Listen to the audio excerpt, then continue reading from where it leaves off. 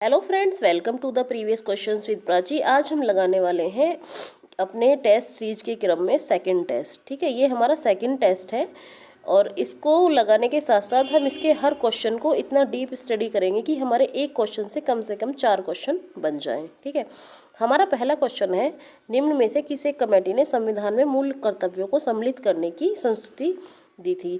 तो मूल कर्तव्यों से याद करते हैं कि मूल कर्तव्य हैं क्या। ठीक है, मूल कर्तव्यों का वर्णन संविधान के भाग 4(1) में किया गया है। किस में किया है? भाग 4(1) में। अनुच्छेद क्या है? अनुच्छेद है इसका 51 का। ठीक है, फिर है इसकी कमेटी। कमेटी कौन सी? इसकी कमेटी है स्वर्ण सिंह कमेटी। तो हम एक ही क्वेश्चन से कम 3 से 4 क्वेश्चन हमारे बन जाते हैं। अब इसको हम देखते हैं। ऑप्शन है हमारे पास, पहला है अशोक मेहता कमेटी, दूसरा है सरकारिया आयोग। देखो बच्चा, अशोक मेहता कमेटी जो है ये तो संबंधित है आपकी त्रिस्तरीय पंचायती गठन से। यानी त्रिस्तरीय यानी कि जिला लेवल, ब्लॉक लेवल और ग्राम स्तर, 3 स्तर पर पंचायत की गठन से संबंधित है क्या? अशोक मेहता कमेटी। तो ये एक एक्स्ट्रा क्वेश्चन हमको पता चल गया। सरकारी आयोग किससे? सरकारी आयोग संबंधित है केंद्र राज्य संबंध से। नेक्स्ट है हमारा स्वर्ण सिंह कमेटी। स्वर्ण सिंह कमेटी संबंधित है किससे? मौलिक कर्तव्यों से। तो इसका ऑप्शन नंबर सी क्या होगा? आंसर होगा इसका option number C, Balram Jakhar committee. Balram Jakhar committee का मैंने कहीं ऐसा कोई पढ़ा नहीं है कुछ अभी तक। ठीक है, तो अब है हमारा सेकंड क्वेश्चन है, मूल कर्तव्यों का उल्लेख संविधान में कब किया गया था। तो मूल कर्तव्यों का उल्लेख कब किया गया था? संविधान निर्माण किसमें? नहीं। 26 जनवरी 1950 को? नहीं। 42वें संविधान संशोधन 1976? हाँ, ये सही है, क्योंकि 1976 में कांग्रेस पार्टी की सरकार ने स्वर्ण सिंह कमेटी की संस्तुति के आधार पर भारतीय संविधान में मूल कर्तव्यों को जोड़ा था। तो इसका ऑप्शन होगा 42वें संविधान संशोधन 1976। नेक्स्ट है हमारा, विश्व का सबसे ऊंचा कहा जाने वाला विश्व शांति स्तूप। विश्व शांति स्तूप बिहार में कहाँ है? स्तूप क्या होता है? ये बौद्ध धर्म से संबंधित होते हैं। ऐसे करके गुंबद टाइप की इनके ऊपर की रूपरेखा होती है। ठीक है, मैं बना नहीं पा रही हूँ लेकिन आप समझ जाओगे। स्तूप बने होते हैं, बौद्ध धर्म से संबंधित हैं ये। ठीक है, तो वैशाली में, नालंदा में, राजगीर में या पटना में? जो विश्व का सबसे शांति वाला स्तूप है वो है राजगीर की पहाड़ियों में। राजगीर की पहाड़ियाँ बिहार में है, जो 400 मीटर की ऊंचाई पर है। कहाँ है? 400 मीटर की ऊंचाई पर है। ठीक है, अब है हमारा त्रिपिटक निम्नलिखित में से किससे संबंधित है? त्रिपिटक बच्चा, त्रिपिटक क्या है? एक तरीके से एक बुक है, बौद्ध धर्म से संबंधित किताब है ये। इसमें क्या है? इनके ज्ञान का संग्रह है। त्रिपिटक को 3 भागों में बांटा गया है। ठीक है, क्या है ये? पहला है विनय पिटक, सुत्त पिटक और अभिधम्म पिटक। कौन कौन से हैं? त्रिपिटक में 3 बुक हैं। क्या है? विनय पिटक। विनय पिटक का संबंध किसका है? संघ के नियम से, कि संघ के नियम क्या होंगे। फिर है सुत्त पिटक। सुत्त पिटक का जो संबंध है वो है धार्मिक चीज़ों से। ये चीज़ें एक्स्ट्रा है लेकिन हमें याद रहेंगी तो हमें आगे क्वेश्चन बनाने में आसानी होगी। फिर है हमारा अभिधम्म पिटक। ठीक है, अभिधम्म पिटक है दार्शनिक संबंध, दार्शनिक सिद्धांत बताए गए हैं। तो बेसिकली जो त्रिपिटक है ये संबंधित है बौद्ध धर्म से। बौद्ध महावीर के बाद महात्मा बुद्ध के बाद का जो उनका निधन हो गया था, या जब वो चले गए थे, तो उसके बाद जो उनका ज्ञान था उसका संग्रह है इसमें त्रिपिटक में। यानी कि ये जो 3 बुक हैं इसकी, ये इसके सब पार्ट्स हैं, विनय पिटक, सुत्त पिटक और अभिधम्म पिटक। ठीक है, तो त्रिपिटक किससे संबंधित है? बौद्ध से। विनय पिटक संबंध किससे है? संघ के नियमों से। सुत्त पिटक का संबंध धार्मिक से और अभिधम्म पिटक का संबंध है हमारा दार्शनिक सिद्धांतों से। नेक्स्ट है हमारा, निम्नलिखित में से किस बौद्ध ग्रंथ में संघ जीवन के नियम प्राप्त होते हैं? अब मैंने वो उन क्वेश्चंस को एक साथ इंक्लूड कर दिया है जो ज़्यादातर, मतलब जैसे पीछे वाला क्वेश्चन था उससे हमें 3 चीज़ें पता चली कि त्रिपिटक में कौन कौन आती है। विनय पिटक, ठीक है, सुत्त पिटक और अभिधम्म पिटक। ठीक है, विनय पिटक किससे संबंध है? संघ के नियमों से। सुत्त पिटक किससे? धार्मिक से। और अभिधम्म पिटक किससे? दार्शनिक सिद्धांतों से। अब ये तीनों के तीनों क्वेश्चन में हमें ये पता है भाई, सुत्त पिटक तो धार्मिक से संबंधित है, अभिधम्म पिटक आपका दार्शनिक सिद्धांतों से, और विनय पिटक किससे? संघ जीवन के नियम से। ठीक है, तो आंसर इसका होगा ऑप्शन नंबर ए, संघ जीवन के नियम से संबंधित है वित्त पिटक। सॉरी विनय पिटक। नेक्स्ट है पुराणों की संख्या कितनी है। ठीक है, ऋग्वेद में पुराणों की संख्या बताई गई है। पुराणों की संख्या कितनी है, पुराणों की संख्या है 18। ठीक है, तो पुराणों की रचना किसने की थी, पुराणों की रचना की थी लोमहर्ष ऋषि और उनके बेटे उग्रश्रवा। ये हैं लोमहर्ष ऋषि हैं। ये पूछ लिया जाता है कि पुराणों की रचना किसने की थी। ऋषि लोमहर्ष और उनके बेटे थे यानी उनके पुत्र थे उग्रश्रवा। कभी कभी ये पूछ लिया जाता है कि पुराणों की रचना किसने की, लोमहर्ष व उग्रश्रवा ने। ये बापा बेटे थे यानी कि लोमहर्ष के बेटे थे उग्रश्रवा। नेक्स्ट है हमारा श्रीमद् भगवत गीता मौलिक रूप से किस भाषा में लिखी गई है। तो श्रीमद् भगवत गीता मौलिक रूप से संस्कृत भाषा में लिखी गई थी। उसका जो अनुवाद था वो बाद में हिंदी में किया गया था। ठीक है, अब है हमारा सबसे पुराना वेद कौन सा है। ठीक है, तो सबसे पुराना वेद जो है वो है हमारा ऋग्वेद। अब ये जो यजुर्वेद, सामवेद, अथर्ववेद, इनसे भी क्वेश्चन बनते हैं, हम इनको भी पढ़ लेंगे। सबसे पहले ऋग्वेद। ऋग्वेद के बारे में क्या पूछा जाता है, सबसे पुराना वेद है हमारा ऋग्वेद। ऋग्वेद में मंडलों की संख्या कितनी है, 10। ये क्वेश्चन, एक क्वेश्चन में कम से कम 3 से 4 क्वेश्चन छुपे हुए हैं। ऋग्वेद के जो मंडल हैं उसमें 10 मंडलों की संख्या है। ऋग्वेद में सूक्तों की संख्या कितनी है, 1028।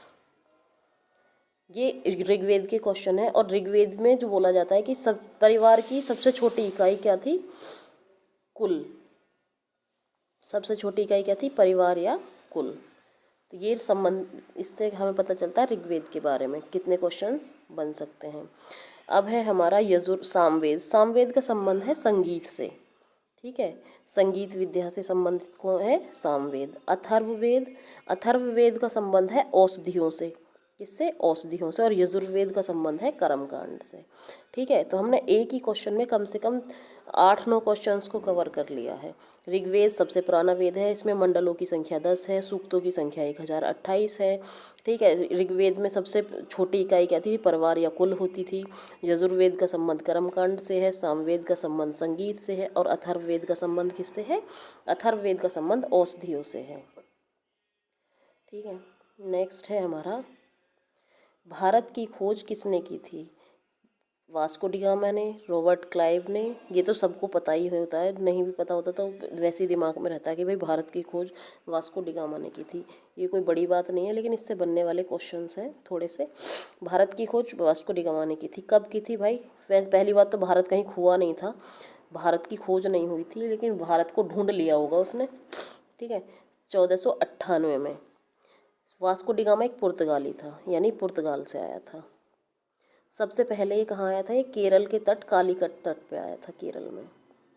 यहाँ पे एक राजा जुमेरिन होते थे, उन्होंने इसका भव्य स्वागत किया था, इसका, वास्को डी गामा का, कालीकट में। रॉबर्ट क्लाइव बंगाल के प्रथम गवर्नर थे। हम इसे पढ़ चुके हैं पीछे, जो हमने अधिनियम पढ़े हैं उसमें हमने बहुत अच्छे से पढ़ा है इनको।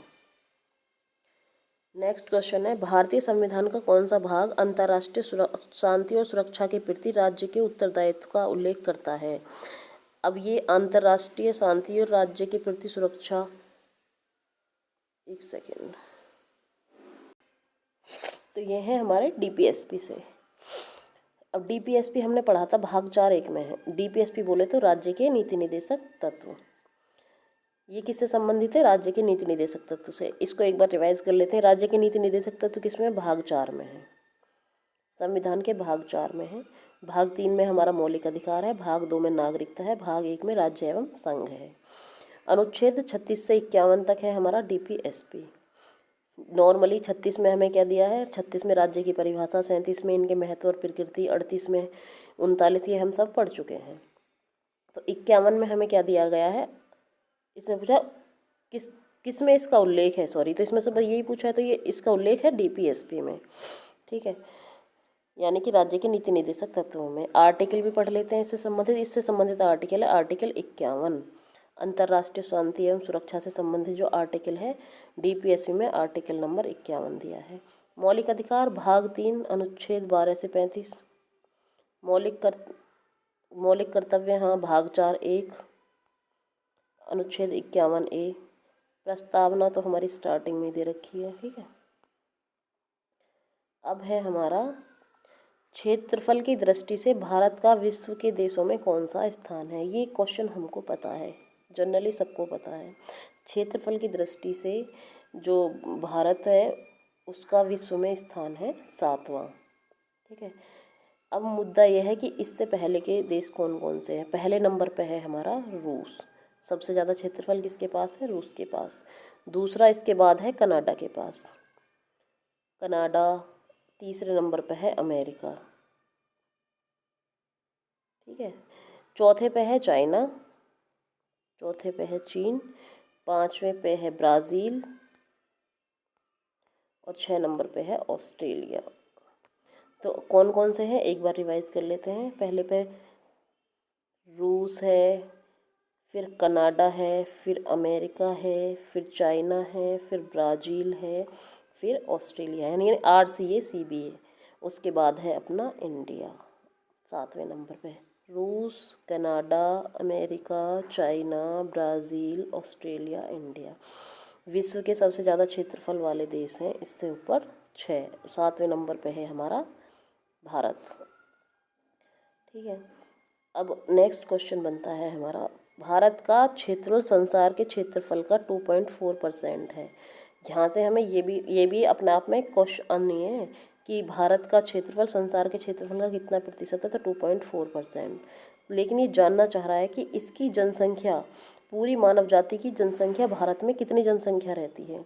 ठीक है, संपूर्ण मानव जाति का 16% जनसंख्या, संपूर्ण मानव जाति की 17% जनसंख्या, ठीक है, या फिर संपूर्ण मानव जाति की 18% जनसंख्या, या संपूर्ण मानव जाति का 28% जनसंख्या। तो भाई जो संपूर्ण मानव जाति पूरे विश्व में रहती है ना, उसका 17% हमारे भारत में निवास करती है। संपूर्ण मानव जाति की 17% जनसंख्या भारत में रहती है। अब इससे संबंधित क्या, पूरा क्षेत्रफल कितना है संसार का? ये है 32,87,263 वर्ग किलोमीटर। ठीक है, और पूरे संसार के क्षेत्रफल का ये 2.4% किसके पास है? हमारे पास है। और पूरे संसार की जनसंख्या का 17% जनसंख्या हमारे पास है, दूसरे नंबर पे है भाई। टॉप, थोड़े दिन में टॉप पे आने वाले हैं हम। ठीक है, नेक्स्ट है हमारा अक्षांश रेखाओं की संख्या कितनी है। इसमें बहुत कन्फ्यूज़न होता है भाई। जैसे मान लो ये पृथ्वी है, ये है विषुवत रेखा यानी 0 डिग्री। जो रेखाएं लेटी हुई हैं एक तरीके से, ये होती है लैटिट्यूड, यानी कि विषुवत रेखा के ऊपर और विषुवत रेखा के नीचे।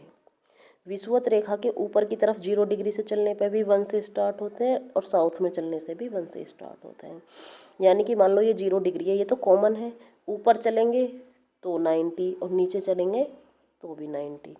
लेकिन है क्या, जो हम 1 है ना, इसको दोनों में से ही माइनस कर देते हैं, यानी ऊपर भी 89 मानते हैं और नीचे भी 89 मानते हैं, और +1, क्योंकि ये तो एक ही है ना, कॉमन है।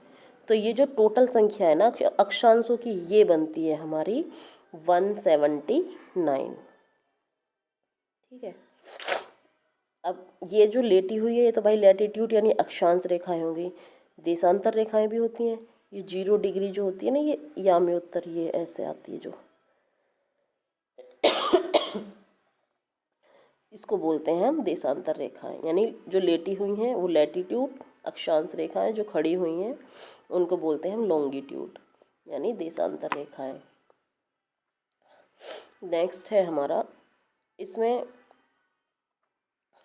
एक चीज़ और समझ लेते हैं। जैसे ये हमने जो अक्षांश रेखाएं देखी 0 डिग्री, तो 0 डिग्री से जब 23.5 डिग्री हम उत्तर की तरफ चलते हैं ना, 23.5 डिग्री जो नॉर्थ है, इसी को हम कर्क रेखा बोलते हैं। जो हम पढ़ते हैं ना कि कर्क रेखा भारत के 8 राज्यों से होकर गुजरती है। कौन से हैं? राजस्थान, गुजरात, मध्य प्रदेश, छत्तीसगढ़, झारखंड, पश्चिम बंगाल, मिजोरम, त्रिपुरा। ठीक है, ये जो 8 राज्य हैं ना, ये कर्क रेखा जो निकलती है, इसी कर्क रेखा को हम 23.5 डिग्री नॉर्थ बोलते हैं। और जो 23.5 डिग्री साउथ होती है ना, 23.5 डिग्री दक्षिण, इसको हम बोलते हैं मकर रेखा। ठीक है, यहाँ से हम एडिशनल चीज़ें कुछ याद करके चल रहे हैं ताकि हमें कोई भी परेशानी पेपर में नहीं आए। कौन सा महत्वपूर्ण अक्षांश भारत को लगभग बराबर भागों में विभाजित करता है? अब यहाँ पे ये हमारा 23.5 डिग्री काम आएगा। ये हमारा क्या है, मान लो भारत है।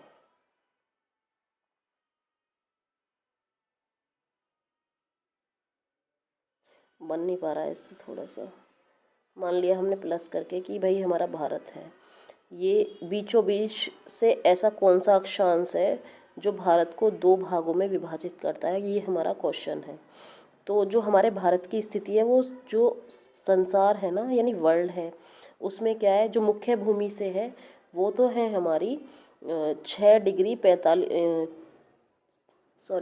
डिग्री 45 मिनट से 37 डिग्री 6 मिनट तक, ठीक है। और जो हमारा पूर्वी है वो है हमारा 68 डिग्री 7 मिनट से 97 डिग्री 25 मिनट, ठीक है। तो ये जो हमारी स्थिति है संसार में, ये हमारे उत्तर पूर्वी क्षेत्र में है। जो भारत है वो विश्व के उत्तर पूर्वी क्षेत्र में सिचुएटेड है, ठीक है। तो जो कर्क रेखा है भाई, जो ये तो यहाँ तो विषुवत रेखा है, ये विषुवत रेखा के इधर साइड हमारा क्या है, ये भारत है। भारत की अक्षांश की स्थिति क्या है ये हमने बताई, एक मुख्य भूमि से है और एक है हमारे अंडमान निकोबार द्वीप, जो हमारे इंदिरा कोल पॉइंट है वहाँ से नापी जाती है। वहाँ से है 8 डिग्री 45 मिनट और यहाँ से है हमारी 6 डिग्री 45 मिनट, यानी 6 डिग्री 45 मिनट से 37 डिग्री 6 मिनट तक। तो ये जो अक्षांश रेखाएं हैं ना, तो इसी के बीच में क्या पड़ती है, 23.5 डिग्री नॉर्थ पड़ती है। 23.5 डिग्री नॉर्थ जो हमने पढ़ी है ना कि 23.5 डिग्री उत्तर रेखा यानी कर्क रेखा, तो जो कर्क रेखा है वही भारत को दो बराबर बराबर भागों में विभाजित करती है। तो ये है 23.5 डिग्री नॉर्थ। 0 डिग्री को ही हम विषुवत रेखा बोलते हैं, ठीक है। 23.5 डिग्री दक्षिण को हम मकर रेखा बोलते हैं। तो इससे क्वेश्चन ऐसे भी पूछ लेते हैं जनरली कि 23.5 डिग्री जो मकर रेखा है वो उसका अक्षांश क्या है, तो 23.5 साउथ है, 23.5 नॉर्थ किसका है, कर्क रेखा का। अब है भारतीय मानक समय किस देशांतर से लिया जाता है। देशांतर रेखाएं कौन सी होती थी, जो लॉन्गिट्यूड होते हैं वो, जैसे ये जो खड़ी है 0 डिग्री, इसी साइड में बढ़ते चले जाते हैं ये पूरा पूरा, ठीक है। तो यही हमारी क्या है, देशांतर रेखाएं होती हैं। तो जो भारतीय मानक समय है वो 82.5 डिग्री देशांतर से लिया गया है, 82.5 डिग्री देशांतर से, ठीक है। अब देशांतर रेखा जो है ये क्या है, हमने मानक समय, एक होता है आईएसटी, एक होता है जीएमटी। आईएसटी होता है भारतीय मानक समय और ये होता है ग्रीनविच मीन टाइम। जो ग्रीनविच मीन टाइम लिया जाता है ये ग्रीनविच लंदन से लिया जाता है। और हमारा जो भारत का समय है मानक समय है ये जीएमटी से 5.5 घंटे आगे है। हम सभी मोबाइल चलाते हैं ना, मोबाइल में जब हम टाइम सेट करते हैं तो हमें वहाँ लिखा भी मिलता है +5:30, यानी कि जो हमारा आईएसटी है भारतीय मानक समय है वो ग्रीनविच मीन टाइम से 5.5 घंटे आगे है। इसीलिए हमको गुजरात से अरुणाचल प्रदेश के बीच में 2 घंटे का डिफरेंस देखने को मिलता है, ठीक है। अब है हमारा भारत की अर्थव्यवस्था कैसी है। भारत की अर्थव्यवस्था पिछड़ी है, विकासशील है, अल्प विकसित है या विकसित है। भाई भारत की अर्थव्यवस्था है विकासशील, ठीक है, क्योंकि अभी हम पूरी तरह विकसित नहीं हैं। भारत विकास का भारतीय मॉडल किसके हितों की सुरक्षा करता है। विकास का भारतीय मॉडल, विकास का भारतीय मॉडल यानी ये इकोनॉमिक्स का क्वेश्चन है, व्यक्ति की, राज्य की, व्यक्ति एवं राज्य दोनों की। तो इसका आंसर है व्यक्ति एवं राज्य दोनों की। वो कैसे, हमारे यहाँ दोनों क्षेत्र सम्मिलित होते हैं, सार्वजनिक भी और निजी भी। जो सार्वजनिक क्षेत्र है उसको कौन लीड करती है, राज्य सरकार। निजी क्षेत्र को एक व्यक्ति लीड करता है। तो ठीक है, दोनों ही इसमें शामिल हैं क्योंकि दोनों ही विकास के लिए हैं। ये क्वेश्चन बहुत बार रिपीट होता है, अनलिमिटेड रिपीट होता है ये। 1867-68 में भारत में प्रति व्यक्ति आय कितनी थी, 20 रुपये थी। लेकिन इसका आकलन किसने किया था, इसका आकलन किया था दादा भाई नौरोजी ने। राष्ट्रीय आय का आकलन किया जाता है, जो नेशनल इनकम होती है हमारी उसका आकलन कौन करता है, योजना आयोग द्वारा। भाई योजना आयोग तो देखो 2015 में ख़त्म कर दिया है, इसकी जगह क्या आ गया था, 1 जनवरी 2015 से नीति आयोग आ गया था, national institute of transforming India, ठीक है। वित्त आयोग, फाइनेंस कमीशन नहीं, रिजर्व बैंक ऑफ इंडिया, इसकी स्थापना 1935 में हुई थी, भारत शासन अधिनियम 1935 के द्वारा। या केंद्रीय सांख्यिकी संगठन। हाँ भाई, जो CSO होता है ना, हमारा सेंट्रल स्टैटिक ऑर्गेनाइजेशन, यही हमारी राष्ट्रीय आय का आकलन करता है। तो इसका आंसर होगा केंद्रीय सांख्यिकी संगठन। ऊष्मा की इकाई क्या होती है? ठीक है, तो अब है हमारा ऊष्मा की इकाई सेंटीग्रेड। भाई सेंटीग्रेड ऊष्मा की नहीं होती, सेंटीग्रेड होती है टेम्परेचर की। फ़ारेनहाइट और सेंटीग्रेड पढ़ते हैं। आगे क्या है? कैलोरी, अर्ग, जूल। ये तो भाई तीनों ही ऊष्मा की इकाई होती हैं, सिवाय सेंटीग्रेड को छोड़ के। अच्छा कौन सी नहीं, सॉरी सॉरी सॉरी, कौन नहीं है? ये है सेंटीग्रेड। सेंटीग्रेड ही नहीं है क्योंकि सेंटीग्रेड टेम्परेचर की है, बाकी ये तीनों हैं ऊष्मा की इकाई। कैलोरी, अर्ग और जूल तीनों की ऊष्मा की इकाई हैं ये। ठीक है, पारिस्थितिकी दबाव की इकाई क्या है? एटमॉस्फेरिक प्रेशर जो होता है उसकी इकाई क्या होती है? ओम। ओम होती है प्रतिरोध की यानी रेजिस्टेंस की। ठीक है, बार, ये वार नहीं है बार है। तो बार किसकी इकाई होती है? ये होती है हमारी पारिस्थितिकी दबाव की। और जूल हमने पढ़ा ही था ऊपर भी, ये ऊष्मा की इकाई होती है। नेक्स्ट है भूकंप की तीव्रता कौन सी स्केल पर मापी जाती है? भूकंप की जो ये है तीव्रता है, ये रिएक्टर स्केल पे मापी जाती है। ठीक है, अब आगे क्यूसेक है और बार है। बार को हमने पढ़ा था पारिस्थितिकी दबाव, एटमॉस्फेरिक प्रेशर। क्यूसेक, क्यूसेक होता है हमारा जल का बहाव नापने के लिए, जल का बहाव मापने के लिए। ठीक है, डॉप्सन किसकी इकाई है? पृथ्वी की मोटाई मापने की, हीरे की मोटाई मापने की, या फिर ओजोन परत की मोटाई मापने की, या चोर को माप, चोर पता नहीं क्या है भाई। डॉप्सन इकाई होती है ओजोन परत की मोटाई मापने की। ओजोन डे मनाते हैं हम 16 सितंबर को, ओजोन परत के संरक्षण के संबंध में। ठीक है, सोनार का प्रयोग किसके द्वारा किया जाता है? सोनार क्या है? सोनार है भाई, सोनार की फुल फॉर्म होती है sound navigation, sound navigation and ranging. तो जो सोनार है इसका यूज़ करते हैं हमारे जो नौ संचालक होते हैं, यानी जो नौ चालक, जो नाव चलाते हैं या जो पानी में काम करते हैं, इसका यूज किया जाता है पानी में डूबी हुई वस्तु का पता लगाने के लिए। बेसिकली जो पनडुब्बी वगैरह होती हैं उसका पता हम सोनार के माध्यम से ही लगाते हैं। वायु की गति निम्नलिखित द्वारा मापी जाती है। वायु की गति किसके द्वारा नापी जाती है? वायु की गति हाइड्रोमीटर से तो देखो भाई नापा जाता है जल का घनत्व। वायु का वेग मापा जाता है एनोमीटर से, बैरोमीटर से हम नापते हैं अपना। ठीक है, तो हमने आज क्वेश्चंस लगाए हैं 25, और 25 का मतलब ये नहीं कि सिर्फ 25, हमने कम से कम 100 क्वेश्चन डिस्कस कर लिए होंगे, क्योंकि हमने हर क्वेश्चन के साथ सारे के सारे ऑप्शंस को डिस्कस किया है। आगे अगर आपको लगता है इसमें कुछ इम्प्रूवमेंट हो सकता है तो आप मुझे कमेंट में बता सकते हैं। Thank you for watching this video.